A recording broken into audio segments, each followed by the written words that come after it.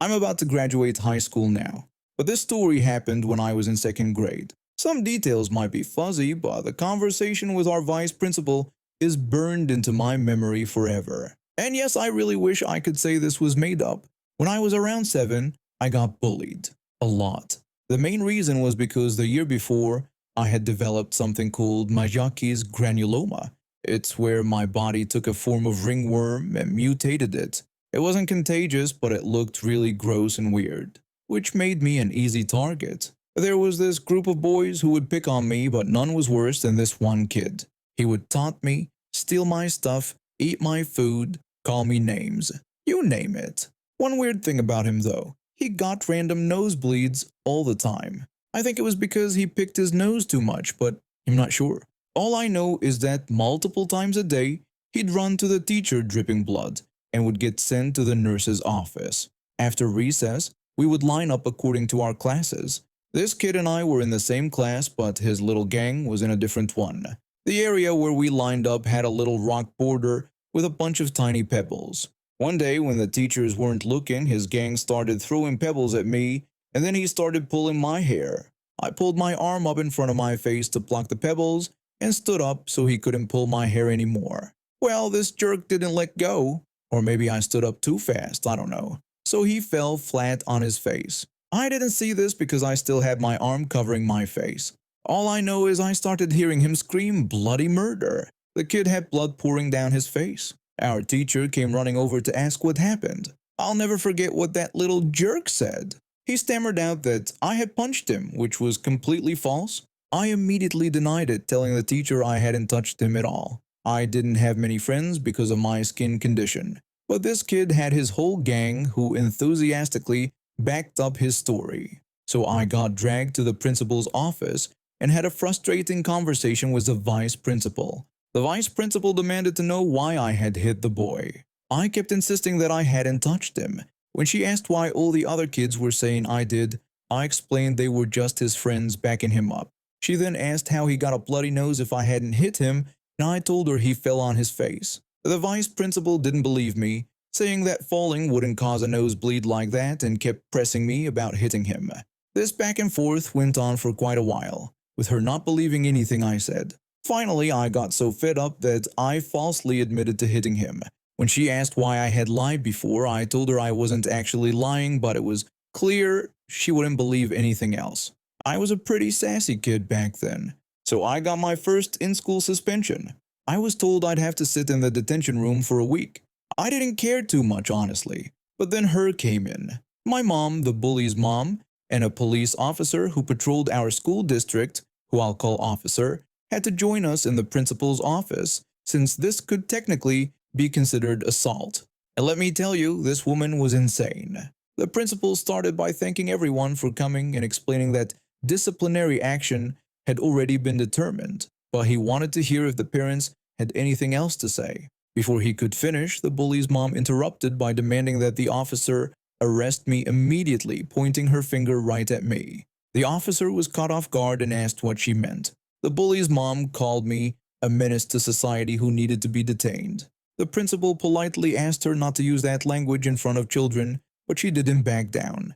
Instead, she blamed the principal, saying none of this would have happened if he had done his job properly. Our principal didn't take nonsense from anyone. He told the bully's mom that if she had taught her child not to bully others, we wouldn't be in this situation at all. The bully's mom got defensive and claimed her son had never bullied anyone in his life. The principal then nodded at me to tell my side of the story. I explained that the boy's friends were throwing rocks at me and he was pulling my hair. The bully's mom got angry and accused me of lying about her son just to get out of trouble. My mom jumped in to defend me, telling the bully's mom not to speak to me that way and explaining that I had told her multiple times about what her son had been doing.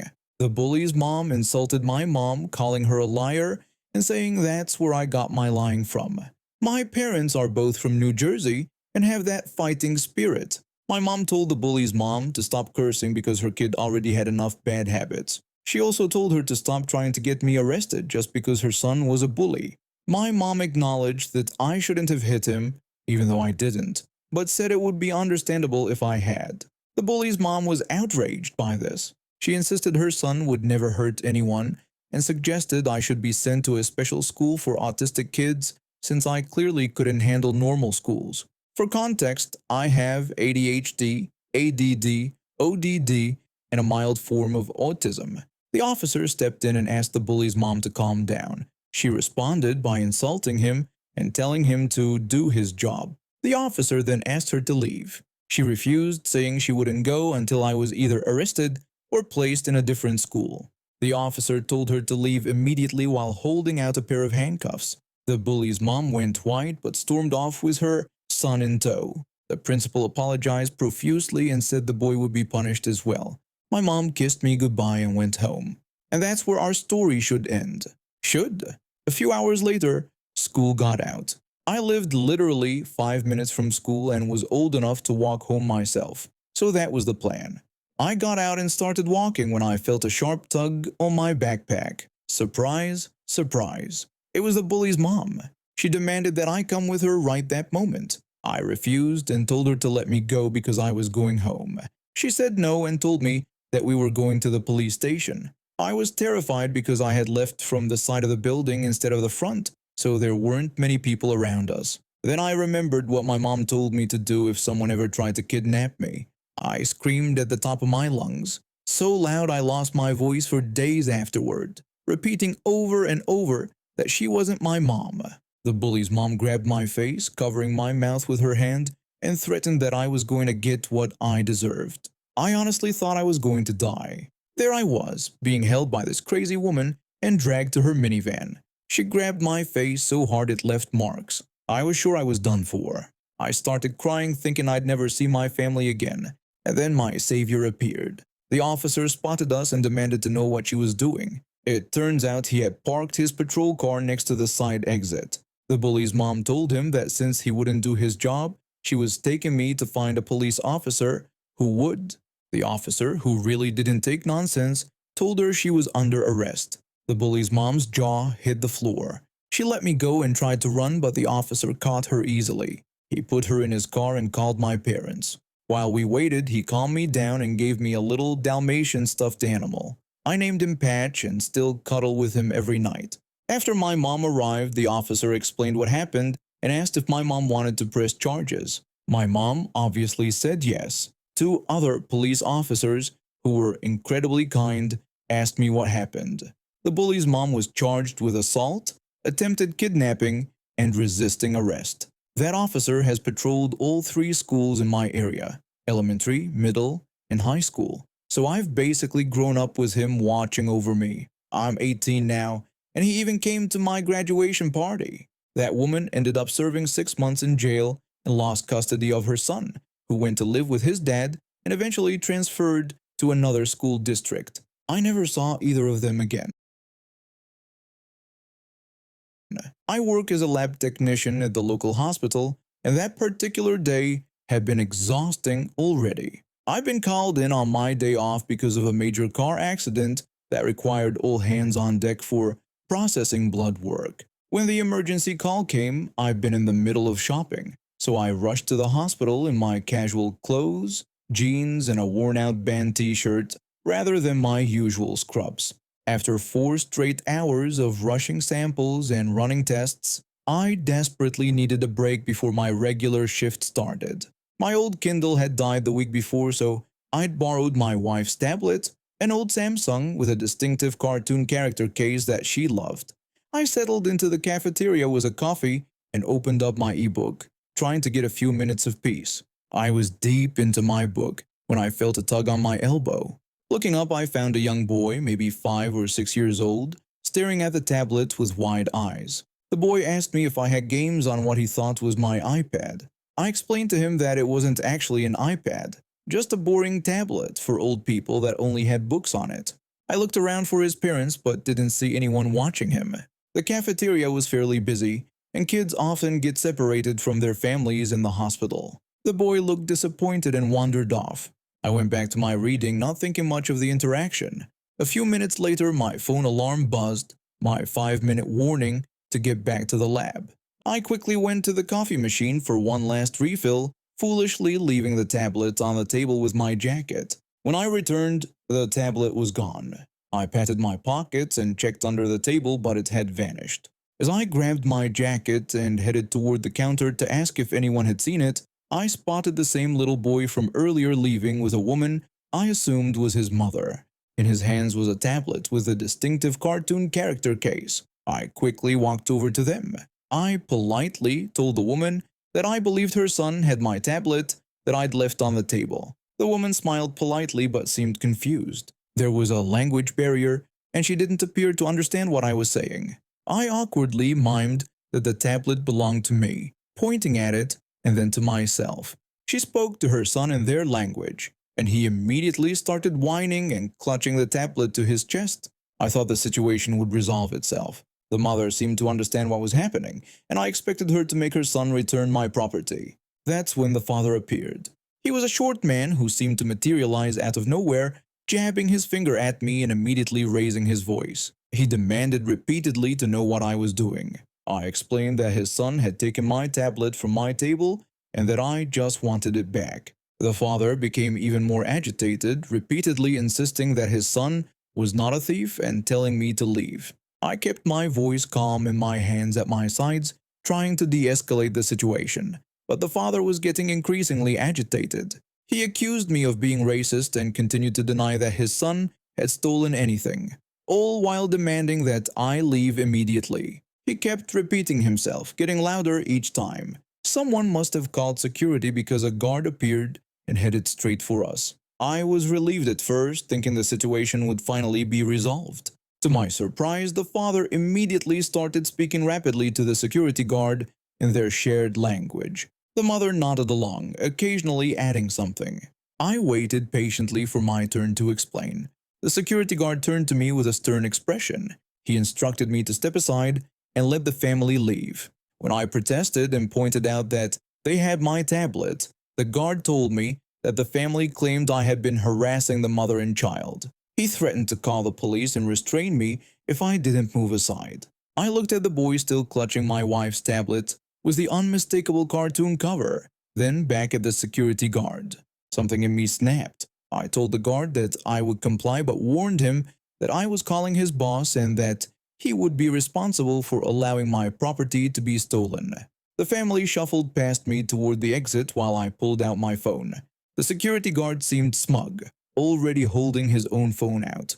He thought I was going to call the general security line, which would route to him as the nearest officer. Instead, I dialed his supervisor directly, one of the perks of working after hours and knowing the staff. I asked Dave, the security supervisor, if he was aware that his officers were allowing thieves to walk out of the hospital while detaining the people they'd robbed. I gave Dave a full rundown, including the security guard's name several times. The guard's face went pale as he realized who I was talking to. Dave confirmed the details with the camera room and radioed other guards to stop the family at the exit. I hung up and looked at the now nervous security guard. I asked him sarcastically if he now felt like helping me get my tablet back. He took off running. I called my manager to explain the situation, who told me to take my time sorting it out. About 5 minutes later, security returned with the family, but without my tablet. When I asked what happened to it, one of the new security guards explained that the father had taken it from his son and smashed it on the ground when confronted. Dave had collected the broken pieces in a plastic bag and called the police. The father was still insisting there was no proof the device, which he incorrectly called an iPod, was mine, even as Dave walked him through the cafeteria pointing out all the security cameras. By the time the police arrived, reviewed the footage, and inspected the destroyed tablet, the father's smugness had disappeared. The police issued him a fine and charged him with theft and destruction of property. What could have been a simple, "please give that back" moment turned into a 3-hour ordeal before I could return to work. Thankfully, Dave filed an incident report, so I still got paid for my time. A few days later, I received a call from a lawyer representing the family the father had been visiting. The lawyer sent a check that covered not just a replacement tablet, but allowed my wife to upgrade to a top-of-the-line model with accessories. The lawyer asked if I would write a letter describing the charges as a cultural misunderstanding to help with the father's future visa applications. I declined, believing that being entitled and destroying someone else's property crosses all cultural boundaries. The security guard personally delivered a sincere apology letter, explaining that he trusted the father's story without verification. Dave put him on probation and required him to redo his training. I accepted his apology. We all make mistakes, and I believe in second chances if people learn from them. And I replaced my broken Kindle with a new one. At least it doesn't look like an iPad, so hopefully it won't attract any more entitled parents and their children. I bought my house in Pinecrest Estates 5 years ago. It was a nice neighborhood with good schools nearby, perfect for someone like me who works from home. The only downside, the homeowners association. At first, everything was fine. I paid my dues on time and kept my yard neat. But then my trusty Explorer started showing its age.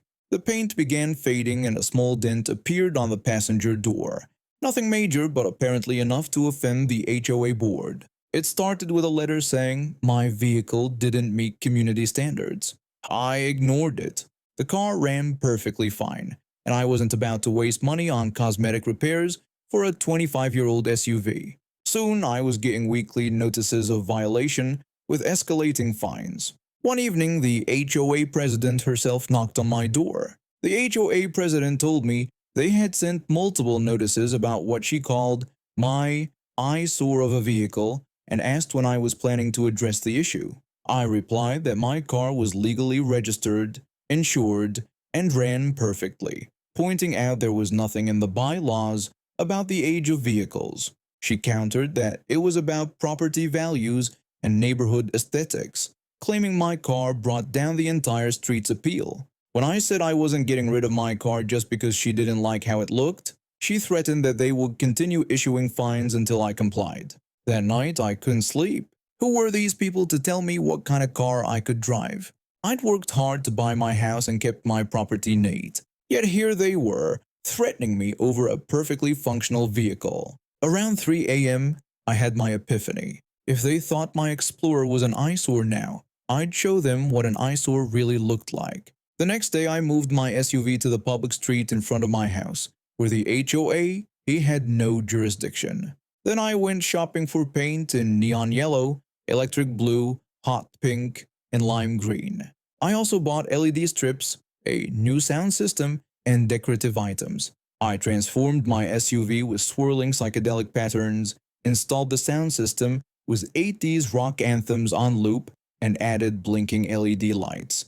I even attached a waving mannequin arm to the roof and hung a small disco ball from the mirror. When I was done, my once boring SUV looked like something out of a fever dream. And I loved it. The HOA board's reaction was immediate. The HOA president demanded I remove what she called a monstrosity immediately. I explained that it was parked on a public street and HOA rules didn't apply there. She threatened to call the police, insisting it must violate some city ordinance. I told her that I had already checked, and as long as the vehicle was legally parked and registered, there was nothing they could do. Another board member accused me of clearly trying to harass the board and the neighborhood. I corrected them, explaining this wasn't harassment, but art, which I was calling suburban rebellion. I mentioned I was thinking of hosting a little unveiling party that weekend and that they were all invited. They took off. And true to my word, that weekend I hosted my first block party around the SUV. I invited neighbors, friends, and posted about it on social media. To my surprise, people actually showed up.